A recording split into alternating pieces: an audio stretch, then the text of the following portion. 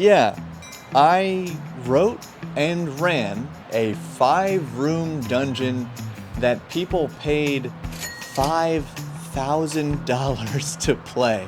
And this is my cautionary tale about imposter syndrome, GM burnout, classic rock cassette tapes, and how you can still have tons of fun while under tons of pressure. And by the end, you are gonna get a minimalist version of this $5,000 dungeon for free. Because I'm Bob, this is where we learn how to have more fun playing RPGs together, and let's clear up a few things right away. First, yes, I shamelessly stole this video's title from Ginny D's amazing video about her own harrowing experience running a $5,000 game for D&D in a castle, but no, that's not where I ran my game, nor do I have tons of awesome castle footage like she did, so you'll just have to look at me for the whole video. Or, keep washing dishes or driving or whatever, and just imagine there's tons of cool clips of the fantastical location and event where I ran this game, Green Dragon Fest, at the ancient lore village in Knoxville, Tennessee, built right into the green, rolling hills of the Appalachians. A totally legally distinct fantasy setting that in no way whatsoever infringes upon the intellectual property of the Tolkien estate. And is based on a book called Boki's Trek, Outcast to the Inner Earth. That's a wet bench. 2023, friend of the channel, Baron DeRopp of Dungeon Masterpiece, pitches to me his grand plan to launch Green Dragon Fest, a premium luxury RPG gathering in a gorgeous location, like 50 or 60 people maximum, no vendors, just gaming and delicious family-style meals. I would be one of the game masters alongside Kelsey Dione, creator of Shadowdark, Hanker Infernale, creator of so many things I don't even know which one to mention here, and about a dozen total amazing game masters.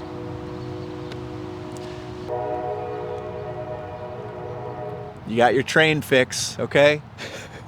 All right, now where was my spot? Baron would fly me out, put me in a hotel nearby, and all I'd have to do is design and run the greatest sessions of D&D that these attendees had ever played to make it worth the $5,000 price tag. And let's clear that up. It was around $2,500 to attend the event, roughly another $2,000 if you're staying at Ancient Lore Village, and travel costs could even make it more than $5,000 depending on where you're coming from. Meanwhile, there's a private Discord for the Game Masters where Kelsey's talking about hand drawing and printing a giant cloth dungeon map for her custom Shadowdark adventure. And then there's Hanker Infernale just barely teasing secrets about what would become a full-on LARP wargame scenario where each player is a faction leader in the land of Onlore, Ancient Lore Village, with his own custom map, custom soundtrack, and I was feeling completely out of my comfort zone almost immediately. If you watch this channel, you know that I run heavily homebrewed games, but I don't have my own system, published anyway, and I haven't quite broken into the crafting side of RPGs. I don't think about my background music very much. I literally just try to run a fun game for my friends. And even then, I still get a little nervous sometimes before a home session if I have something kind of experimental planned. And while I had some experience running D&D for Patreon supporters, those campaigns were campaigns where we got familiar with each other's style and what we liked. But these $5,000 games are one-shots with people I've never met, and the adventure's gonna be fully prepped before I ever even get to hear what kinds of things they like about TTRPGs.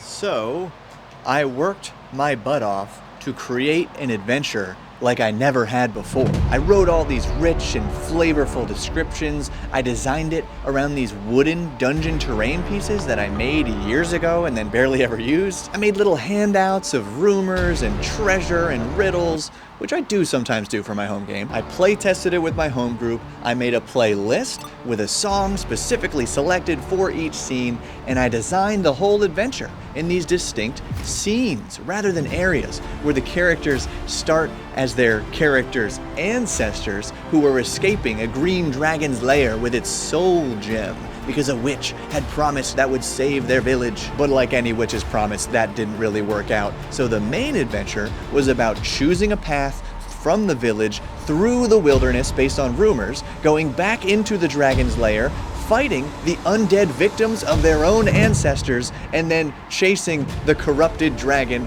to restore its soul gem and the land with it. It was very theatrical and very railroady and very different from how I normally run my games, and that was just Green Dragon Fest 1 in 2024. So, before I tell you about why that game made me really not want to do it again this year, but then I ended up doing it anyway, but completely differently. Before all that, I want to briefly tell you about a GM prep tool that I wish I knew about when I was prepping that adventure.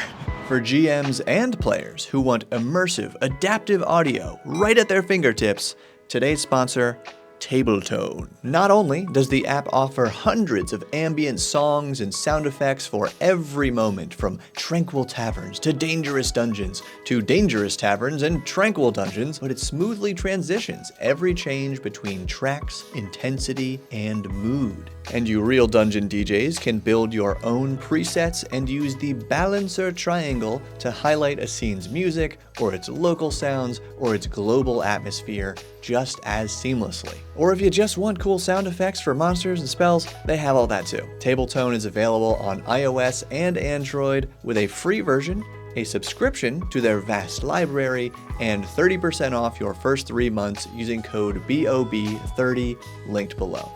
So, in that Green Dragon Soul Gem adventure, laid out scene by scene with painstakingly selected music and all, the players were wonderful. And I think they mostly had a good time. Many people complimented my terrain. Everybody loved the random treasure as little handouts pulled from this tiny chest. But there was this one objectively bad moment that sticks in my head because it was totally my own fault for relying on theater of the mind during like my 7th hour of GMing that day to describe a trap. Whoa, okay, Editor Bob here for story time because I did not explain this well in the initial recording, which is kind of ironic, you'll see. One of my players described how his character would safely avoid a trap, and his description aligned with my own description of this trapped room just minutes prior. But through some misunderstanding in that moment, I did not think his description would safely avoid the trap, so I said that he still needed to roll for this action.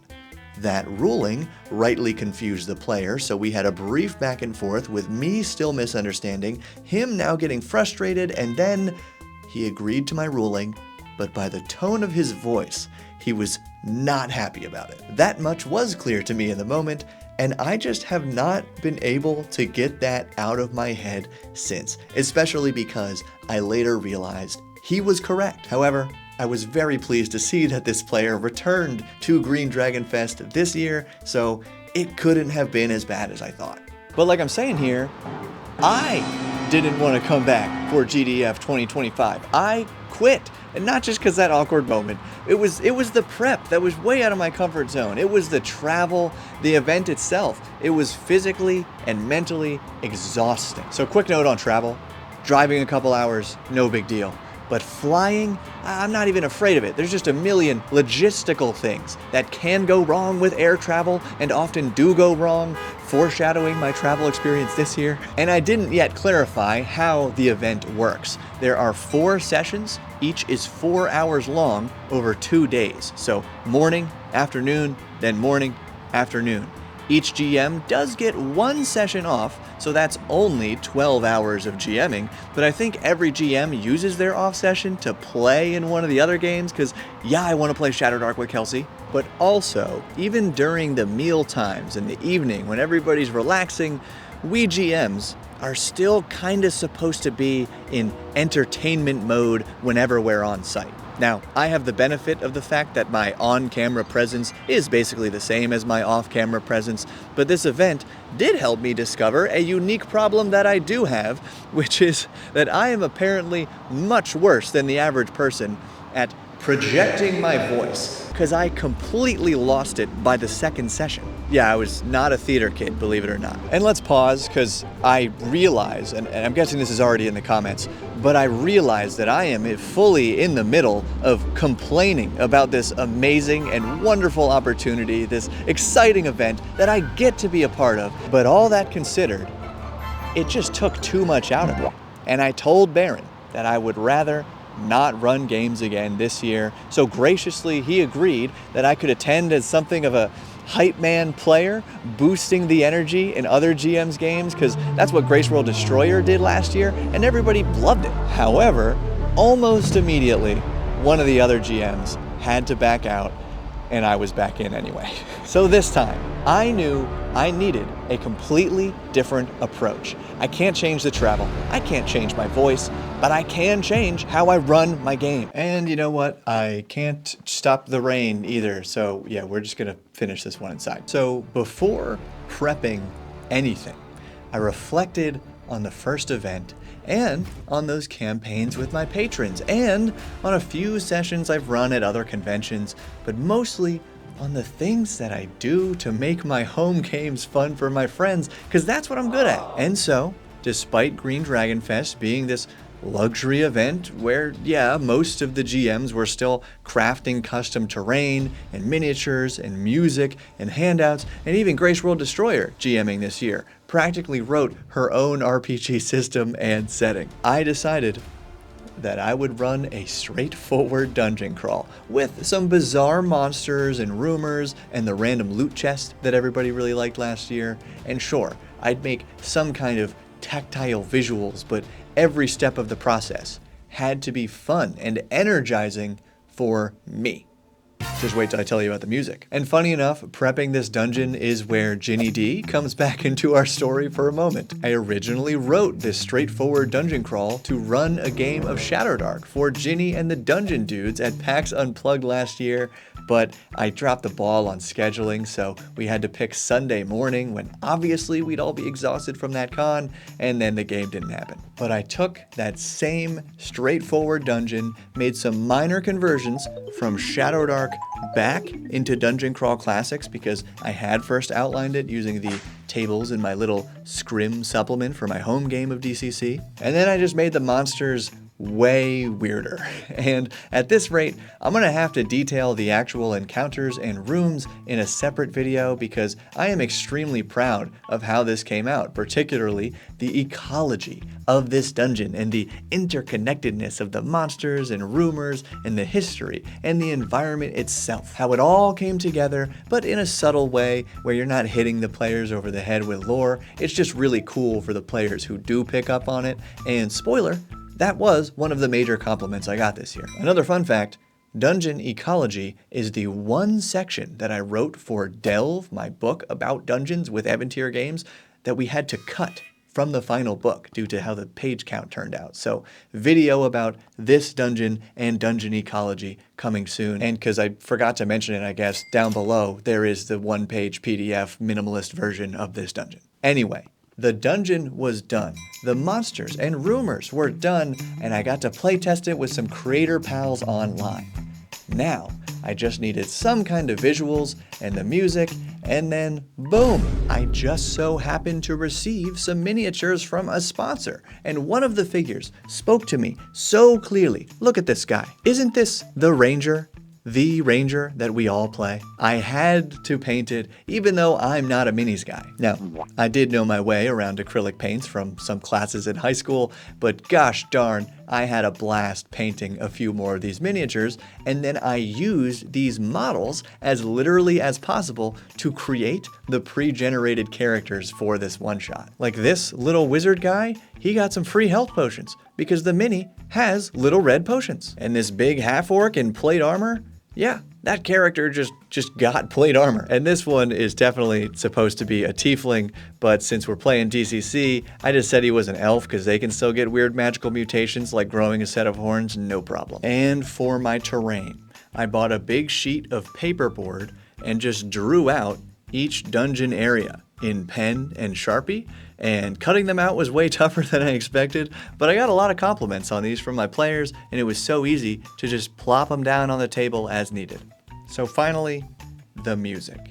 To truly embrace the Dungeon Crawl Classics tagline of 1970s Appendix N fantasy, I posted this picture of my small but respectable cassette collection online, asking for recommendations of which tapes to bring as my Dungeons soundtrack. The best response came from Professor DM. Nothing says gonzo swords and sorcery like Carole King. So by popular demand, we played some Rush, Queen, Grace's mom's Led Zeppelin mix, and some other classics, but naturally including the Skate Wizards RPG cassette soundtrack that started my collection in the first place. And after all that fun and energizing game prep, we got stuck in an airport for 8 hours longer than we were supposed to, and we missed the opening dinner. But then I ran some damn fun sessions of D&D. Technically DCC, you know what I mean. The energy was correct. Everyone was just relaxed and having a good time. And even with these strangers, and even though I totally did still lose my voice by the end of it all, every session felt like a home game. And was it worth the money? Only the players could tell you. But now that I've found my groove with this type of professional GMing, just forcing it to feel as close as possible to my home game, I'm excited to try it again next year, but I might drive there and I only want to do 8 hours of GMing because I physically cannot speak through 12. For now, thanks again to our sponsor. Do check them out and check out this playlist on your screen of videos that are actually about breaking down 5-room dungeons. Mine will have to be next week, I guess. Thank you to my patrons who make this all possible, and keep building.